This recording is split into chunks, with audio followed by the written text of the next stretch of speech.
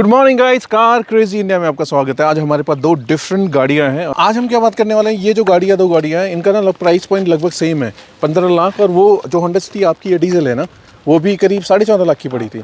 तो जस्टिफाई करने की कोशिश करते हैं आपके हिसाब से। मैं आपकी पर्सनल चॉइस पूछ रहा हूँ, आपके पास मल्टीपल गाड़ियाँ हैं, अगर आपके 15 लाख होता कौन सी लेते आप?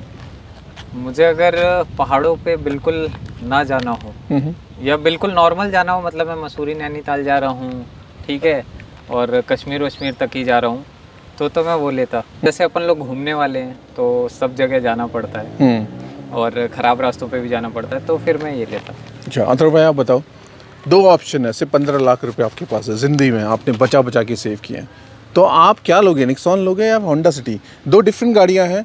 वो मेरे ख्याल से बहुतों का सपना था। आप तो बहुत छोटे हो, हमारा सपना था होंडा सिटी, जब हमारे पास कुछ भी नहीं था। आपका भी होगा। अब लुक वाइज अगर देखो ना, देखो गाड़ी को, मतलब ऐसे लगती है कि गाड़ी है तो, मतलब हमें लगता था गाड़ी ऐसी होनी चाहिए, यही गाड़ी होती है, लेकिन टाइम के साथ सब कुछ चेंज हुआ है, गाड़ी ऐसी भी आ गई है। अब आप देखिए, डिपेंड करता है सिचुएशन टू सिचुएशन। मैंने ये वाली भी चलाई है, मैंने वो भी चलाई है। उसका जो हाईवे में ड्राइविंग है वो अलग है, वो मतलब फ्लोट टाइप की करती है, आपको कुछ भी महसूस नहीं होगा। सेडान है भाई, सेडान किंग है वो, हाँ। किंग है वो। तो मैं तो उसी को करूँगा, अच्छा। क्योंकि मैंने चलाई हुई है। चलाई हुई तो हाँ, तो आपके पास तो मल्टीपल गाड़ियाँ हैं, तो दोनों चला रखी हैं, तो आप होंडा सिटी पे जाओगे। मेरी 20 है। तो 20 साल के बंदे हो, ठीक है। आजकल के अगर यंग लोगों से पूछेगा तो सब कहेंगे फ्लैशी है, हमने बड़ी गाड़ी चाहिए, कॉम्पैक्ट एसयूवी। लेकिन उन्होंने गाड़ी चलाई है, तो जो उसका चलाने का फील है ना, उसके हिसाब से कह रहे हैं कि वो होंडा सिटी पे जाएंगे। फीचर्स भी बाकी ज़्यादा, आप इसमें देखो 4 एयर बैग्स आपको मिलेंगे, आपको TPMS मिलेगा, और भी काफ़ी कुछ अलग है। क्रूज कंट्रोल बेस मॉडल है, ये बेस मॉडल है। और कितने? 14.5 की पड़ी है? 14.5-70 की थी। 14.70 की पड़ी है। अच्छा।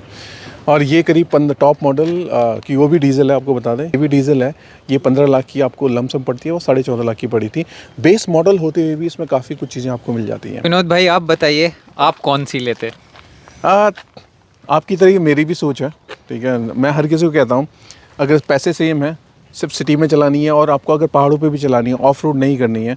बहुत सारे लोग आपने देखे होंगे कि वो लोग क्या करते हैं कि उनका एक मकसद होता है गाड़ी लेने का, सिटी पे चलानी है, कभी कुल्लू चले गए, मनाली चले गए। उस गाड़ी से बेहतर गाड़ी कोई नहीं है। बहुत सारे लोग कह सकते हैं कि उसका जो ग्राउंड क्लियरेंस है इनफ नहीं है। बिलीव मी, इनफ है, जब तक कि आप उसको बहुत ज़्यादा ऑफ रोड नहीं कराओगे, ठीक है, पैसे में। और सीडान है, बहुत सालों से चली आ रही है, और इसका ना हर चीज़ रिलायबल है। गाड़ी आप चलाओगे ना तो ये गाड़ी चिपक के चलती है, बिकॉज इसका जो करेक्टरिस्टिक है सेम है सेडान की वजह से। और आपको जो मज़ा इसमें आएगा चलाने में, वो मज़ा और गाड़ियों में मतलब नहीं आएगा, क्योंकि उसमें बॉडी रोल होगा और स्टेबिलिटी वैसी नहीं होगी। का जो भी गाड़ियाँ हैं आजकल, उस ग्राउंड क्लीन ज़्यादा होने की वजह से सेंटर ऑफ ग्रेविटी डिफरेंस तो होगा, बॉडी रोल हो गया चलने में हो, तो गाड़ी चलने में उस हिसाब से देखा जाए तो मैं ये जाऊँगा। लेकिन आपको पता है कि मैं हर साल ऑफ रोडिंग के लिए जाता ही जाता हूँ, ठीक है। पैसे नहीं है, मैं बहुत बड़ी गाड़ी नहीं ले सकता 4x4। मेरे पास यही गाड़ी है, और जस्ट आप लोगों ने वीडियो अगर फॉलो किया होगा तो देखा होगा, इसको लद्दाख ले जा चुके हैं। नॉर्मल लद्दाख की बात नहीं कर रहा, हम जंस्कार होते हुए, जहाँ पे रोड नहीं है, नदी में डूबने वाले थे हम लोग। Exactly. आप भी गए थे, ठीक है वो। और उसके अलावा आदि कैलाश 2 बार ले चुका हूँ। आदि कैलाश में अभी रोड बनी हुई है, ये गाड़ी करके आ गई। अगर मैं ये गाड़ी होती मेरे पास तो मैं शायद सोच भी नहीं सकता था करने की गाड़ी। अब बहुत लोग कह सकते हैं यार हम तो अल्टो ले गए हैं, हमारे यहाँ तो रोड ऐसी है, हम अल्टो में ऐसे चले जाते हैं। भाई चले तो जाओगे, वापस भी तो आना है आपको।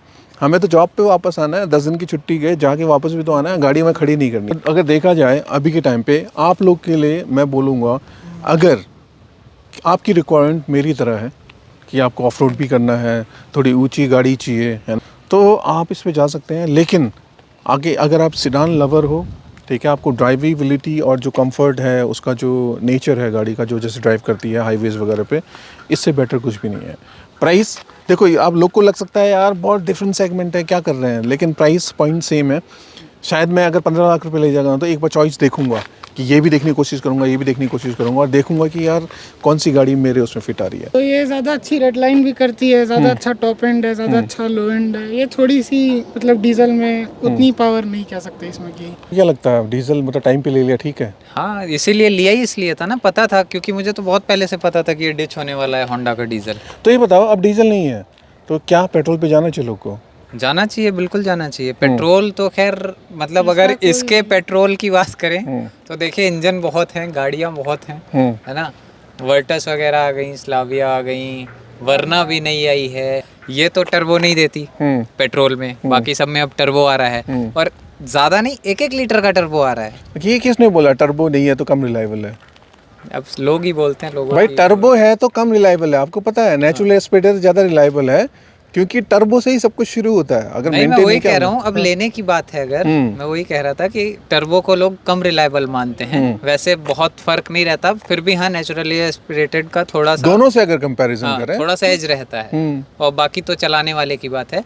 पर बात ये है कि वो लोग 1 लीटर में टर्बो दे रहे हैं ठीक, और ये 1.5 आ ही रही है और थोड़ा बहुत स्लाइट एज के लिए 0 to 100 आपको कितना करना है, चलिए इसका कर देता है 10.5 में, वो लोग 10 में कर रही हैं, तो क्या दिक्कत कहाँ आ रही है? और इस गाड़ी के वेट और लंबाई चौड़ाई के हिसाब से 1.5 लीटर का नेचुरल एस्पिरेटेड पेट्रोल में मोर देन एनफ। इससे अच्छी रेड लाइन आज भी कोई गाड़ी नहीं करती। फिर वो भी तो देखो, वो 7000 7200 और उस इंजन में आप एक बार को मोबिल नहीं भी डलवाओगे, नहीं भी चेंज करवाओगे ना, सर्विस आपकी आगे बढ़ जाया करें तो भी वो गाड़ी चलेगी।